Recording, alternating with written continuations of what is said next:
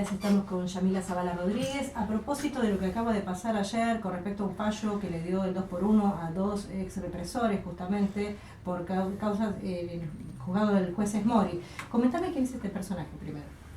Sí, bueno, el juez Esmori ahora está como juez subrogante en el Tribunal Oral de La Plata y como bien dijiste, resolvió otorgar el 2x1 a dos represores genocidas condenados por el periodo que habían estado presos en su momento y aplicando una ley que está derogada y contradiciendo en algún punto lo que planteó toda la sociedad y que dio como consecuencia esa ley en forma inmediata y sobre tablas que se resolvió que en 24 horas tanto la Cámara de Diputados como la Cámara de Senadores en 24 horas resolvieron dictaminar esa ley que contradecía los dichos, ¿no?, de la resolución de la Corte Suprema de Justicia de la Nación en el caso Muiña. Este caso dio tanto que hablar y que la sociedad salió exponencialmente, o sea, maravillosamente y naturalmente, como decimos, reclamando justicia, porque bueno, ese fallo ya no estamos hablando de darle la prisión domiciliaria a los genocidas, sino que estamos hablando de dejarlos en libertad. Imagínate que todas aquellas personas que testificaron durante todo este tiempo, durante todos estos años de juicio, ahora se iban a encontrar en la calle con sus verdugos, o sea que es algo impensable. Es algo tremendo después de lo de Checolás, es algo tremendo después pensando en Jorge Julio López, es algo tremendo pensar que cualquiera que hizo semejante cosa, que seguramente tiene aún los contactos porque los vemos operar entre las fuerzas de seguridad, esté libre y poniendo en riesgo a esos testigos justamente. No, claro, es descabellado, pero bueno, parece que Esmori no tomó nota de lo que pasó, no tomó nota de los 500.000 personas, medio millón de personas de argentinos que se movilizaron y que salieron espontáneamente a la calle y que reclamaron y que bueno, esto es lo que nosotros defendemos desde hace muchísimos años, que es la batalla cultural por todo el proceso de memoria, verdad, justicia, que la tenemos ganado, pero que no podemos descuidar ni un minuto, porque se están vulnerando todos los derechos hoy, todo el tiempo, y memoria, verdad, justicia no puede volver atrás, hay que hacer y juzgar a todos los genocidas hasta que no estén más y hay que buscar justicia por todas las víctimas del terrorismo de Estado. Así que bueno, lo que hizo el juez Mori, como bien dijiste, que recordemos, este juez para Mar del Plata tuvo mucha presencia porque fue uno de los jueces que integró el Tribunal Oral cuando fue el fallo en su momento, en 2009, del fallo La Bolita. Sí. Que era aquel compañero que era amigo de Néstor Kirchner, y que bueno, en Mar del Plata, el Tribunal Oral con Esmori hubo impunidad porque no fue condenado Duret en su momento, que era de inteligencia, y luego fue modificada esta sentencia por la Cámara de Casación condenando a Duret. Pero recordemos que Esmori ya viene de hace mucho tiempo como con una posición muy liviana en cuanto a eso, a la memoria, verdad, justicia, y claramente dejó en libertad al responsable de la desaparición de La Bolita. Sí. Como también costó, pero bueno, también el juicio de la base naval fue integrante del juicio como miembro del Tribunal Oral. Bueno, ahí los pudimos condenar a todos, pero bueno, nos costó muchísimo, pero bueno, lo logramos. Sí, yo creo que más que liviana tiene casi una participación en algunas cuestiones. Y hablando de cuestiones de Mar del Plata justamente y de inteligencia y demás, yo recordaba el caso de Fernández Garelo, que fue quien fue, recordemos, fiscal general y que fue denunciado por abuelas por haber participado desde antes de ser fiscal en inteligencia de la policía de la provincia. ¿Es así? ¿Cómo sigue ese caso?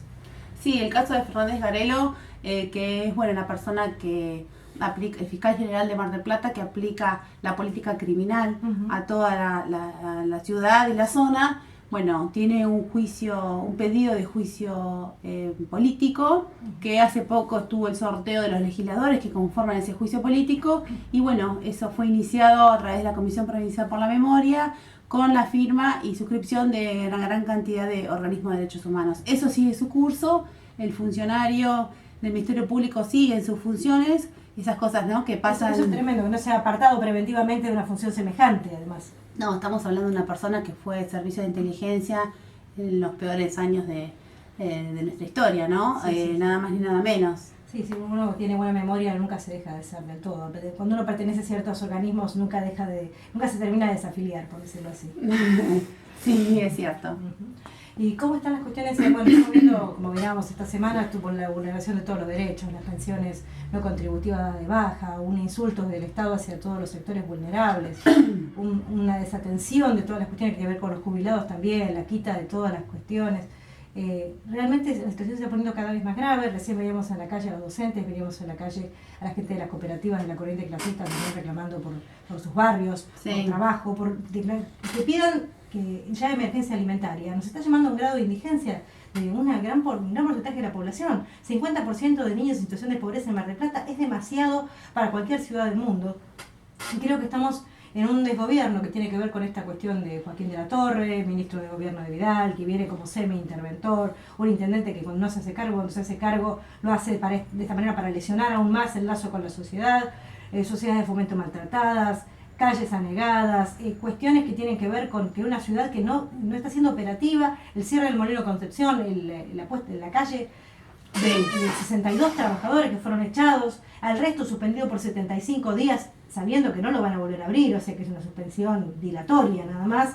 Esta es la situación de Mar del Plata en este momento. ¿Qué te merece, qué reflexión te merece esta situación, como abogada también? Sí, no, mira, la reflexión que nos merece, creo que en lo particular, en lo colectivo y en gran parte de la sociedad argentina, de la provincia de Buenos Aires y de Mar del Plata, es que, bueno, este régimen que está gobernando hoy ha tocado fondo de crueldad. Ha tocado fondo de crueldad porque ha vulnerado todos los derechos.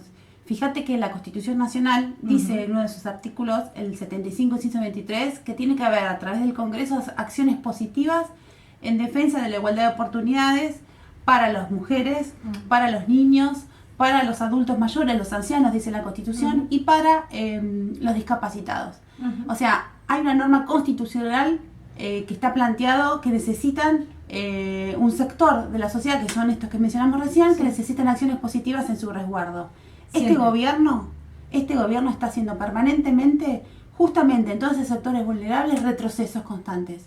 Y cuando hablamos de materia de derechos humanos, se habla de principio de progresividad. Esto significa que el derecho tiene que ir avanzando progresivamente, no retrocediendo. Y desde que asumió Macri, Vidal y Arroyo en el gobierno, realmente se ha retrocedido en todo. En la primera etapa que estuvimos hablando en la entrevista, en todo lo que fue proceso de memoria y verdad, justicia, se pretende constantemente retroceder. Damos la batalla cultural, avanzamos y lo estamos evitando y lo vamos a seguir evitando por la lucha de los organismos de derechos humanos, por la lucha de las madres, las abuelas y porque vamos a defender esa política de Estado que hizo Néstor Kirchner y que continuó Cristina Fernández de Kirchner a partir de 2003 hasta diciembre del 2015 y esto lo vamos a seguir defendiendo porque los derechos humanos son política de Estado. Además de eso, también está lo que es el retroceso de todos los derechos, estos que venimos hablando. Con lo que mencionás recién, lo de discapacidad, es de una crueldad extrema. Sí, volver al medioevo casi. Es una cosa terrible. Falta que dijeran que vayan a mendigar y nada más. Es lo único que les faltó decir. Sí, además se mezcla, ¿no? Porque se habla de personas que tienen recursos, pero tienen poca discapacidad. Lo cierto es que la Constitución Nacional habla que las personas que tienen una discapacidad, como te vuelvo a repetir, los ancianos, también habla del sector, los adultos mayores, los niños y las mujeres, necesitan del Estado, del Congreso de la Nación, acciones positivas. Significa leyes que los resguarden para tener igualdad de oportunidades. O sea que no estamos hablando si tiene mayor... No las tienen de hecho. Lo primero que hay que ponerse en plano es que de hecho no están en igualdad de oportunidades. Por eso necesitan la protección del Estado. Exacto. Es un Estado que lo sabe perfectamente. No te pueden decir, ay no, pero es más, es menos, hay que ver. No funciona así. No funciona así. Sí, fíjate que, bueno, en esta charla que estamos teniendo te veo también tu vehemencia, porque la verdad que es indignante. Porque cuando ya te metes con el sector de la población más vulnerable también de lo estructural, porque cuando uno tiene un hijo discapacitado, yo tengo una hija que tiene una dificultad, que usa audífonos, entonces todo lo que significa vos también, todo lo que significa ir a las terapias, ir a llevarla a un lado, a otro, los médicos, las escuelas, todo lo que significa es muy doloroso en algún punto, pero uno lo va sorteando. Y bueno, y esas personas, que hay muchas personas con muchas dificultades económicas. Sí, y requiere un esfuerzo extra, requiere tiempo, requiere que uno de los dos padres pueda a veces no trabajar para tener que estar con ese hijo. Exacto, y las personas que tienen esa pensión, que estamos hablando de una pensión de 4.000 y pico de pesos, sí, que no alcanza absolutamente para nada. Absolutamente para nada, pero si se la sacas, le estás acortando su vida. estás acortando, y lo que está pasando ahora es que la vulneración de derechos que se están sacando, y se están sacando estos derechos, significa la muerte de las personas, y hay que decirlo así. Así, directamente a los jubilados les hace lo mismo. Si vos le sacás los medicamentos a los jubilados, significa que te morís. Si vos le sacás las pensiones o el ingreso económico que pueda llegar a tener las personas con discapacidad, los niños, los adultos, le estás acortando también sus posibilidades de vivir. Si le estás acortando también a todos estos sectores, realmente hay que decirlo con todas las letras, está en peligro la vida. Como también cantidad de derechos que se están vulnerando, como es el derecho a la libertad. Tenemos presa a Milagros Sala, hay que decirlo constantemente, una persona que está presa injustamente, sin haberse respetado todos los carriles constitucionales de debido proceso, de garantías de un juicio con todas las garantías procesales. Eso está violentado, y está violentado por el poder político, eso hay que decirlo. Entonces tenemos toda la violación y lo que se pretende en el proceso de memoria, verdad, justicia, los derechos de las personas con discapacidad, los ancianos, la violencia también que se está dando, la violencia política en cuanto a las mujeres, la violencia política hacia Cristina Fernández de Kirchner, que la violencia política significa cuando pretenden agredir constantemente, y eso te pretende inhibir para accionar. Por eso es un acoso continuo, ese acoso supuestamente judicial, las causas inventadas. La causa Milagros Sala tiene más de 100 focas de nada, de supuestos, de testigos falsos. Uno de los testigos, empleado del gobernador de la provincia de Jujuy, cobrando, de pronto después de ser testigo aparece $1.000.000 en su cuenta. Por favor, es algo más que obvio, ¿no? Un poco evidente. Sí, por eso se están vulnerando muchísimos derechos y es grave. Yo lo que creo y estoy convencida que la sociedad va a madurar en cuanto a que el día que falta poco para las elecciones, va a votar en su propia subsistencia, en sus propios intereses y en el interés de defensa propia, como dicen. Y en los intereses de su par, de su compañero, de su vecino, de su escuela, de su sociedad, porque realmente los que hoy están gobernando no les interesa gran parte de la sociedad. Son personas, y bueno, lo veíamos con lo que pasó con los dichos tan desafortunados y crueles de Macri, cuando estaba haciendo justamente una asunción de un funcionario del Estado que tendría que haber hablado de política internacional. Simplemente habló de Recalde, un gran compañero, un gran abogado, presidente del bloque de Frente para la Victoria, ninguneando y planteándolo que era el jefe de una mafia. La mafia laboral, ahora va contra los jueces y los abogados laborales. Como sabe que está vulnerando todos los derechos que tienen que ver con el trabajo, que está dejando sin trabajo un gran porcentaje de la sociedad y que se vienen los juicios porque la gente en algún momento se va a defender, ahora empezó a hablar de mafia laboralista. Estamos todos realmente locos, aparte de hablar de mafia, una persona que tiene más de 20 offshore, que está metido en cuanta sociedad extraña hubo, que pertenece a empresas que se enriquecieron, pasó de 4 a 47 empresas después de la dictadura, que sigue teniendo socios cívico-militares de esa dictadura, al mando de los CEOs que tiene ahora en el poder, no puede hablarle de mafia a nadie, salvo que sea alguno de sus primos como Caputo, Calcaterra o cualquiera de sus testaferros, me parece. Sí. Estás como...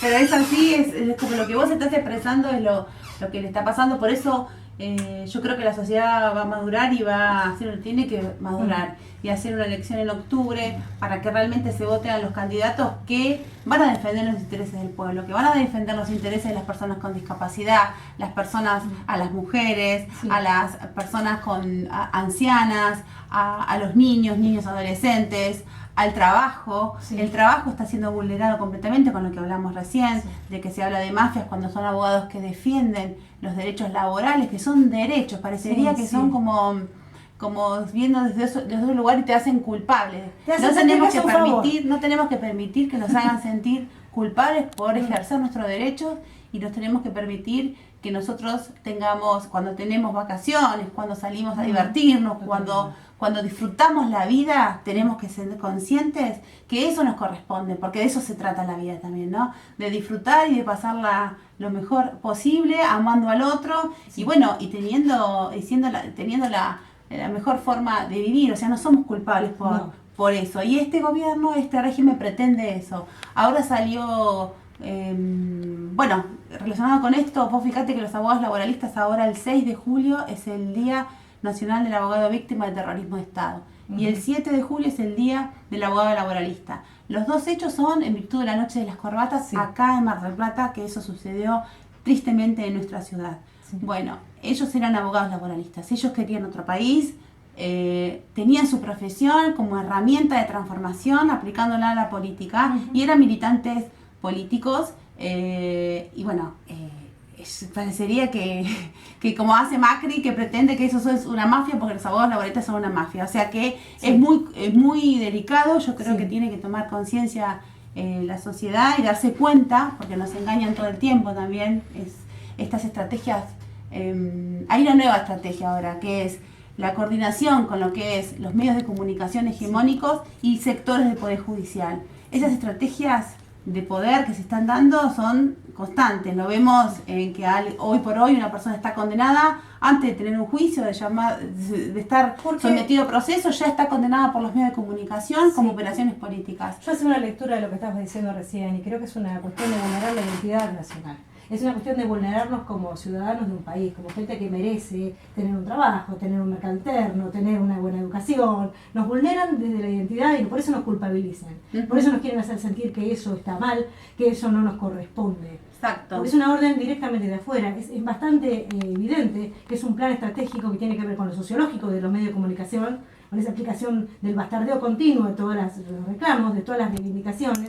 Hay que ver toda reivindicación como un favor, que si quiero te doy o no te doy, como si yo fuera un CEO y manejara una empresa extranjera y vos fueras mi empleado, además de otro país. Estamos peor que los empleados mexicanos en Estados Unidos en este momento.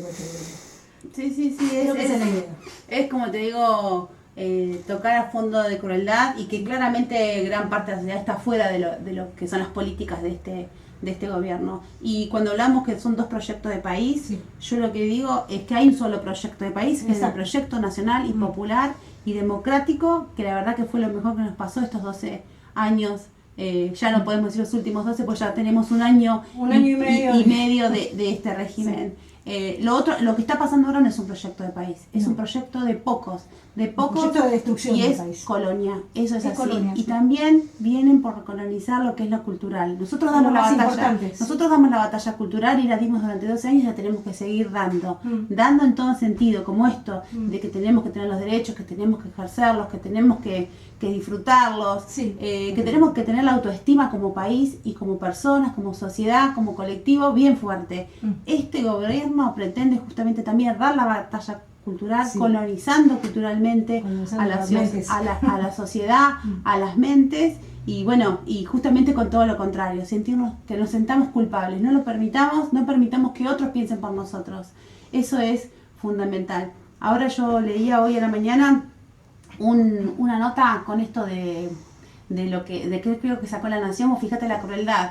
Ponen un chiquito Down diciendo que era capaz, que podía trabajar, y sí, está buenísimo que trabaje, que haga lo que se desarrolle en sociedad, eso es genial, pero por eso le vas a quitar una pensión, una jubilación, no tiene nada que ver una cosa con la otra. Aparte, si puede hacerlo mejor, cuántas horas puede, tampoco te están diciendo la verdad, te están diciendo. Pero aparte no importa que trabaje, es como una persona que no importa, no pasa por ahí, pasa que te dice que tenés que tener, tenés un derecho y lo tenés que ejercer, y si te podés desarrollar mejor con ese derecho, está buenísimo.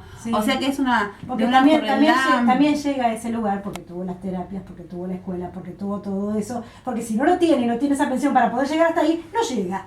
Y además el Estado tampoco está cumpliendo hoy por hoy el cupo que tiene de discapacidad para otorgar trabajo. Eso es una realidad. Eso también es. Así que bueno, esa es la situación que estamos viviendo. Por eso en octubre tenemos que pensar muy bien qué vamos a hacer, porque acá se está jugando el destino de nuestros hijos, el destino de los hijos de nuestros hijos y nuestro propio presente y futuro.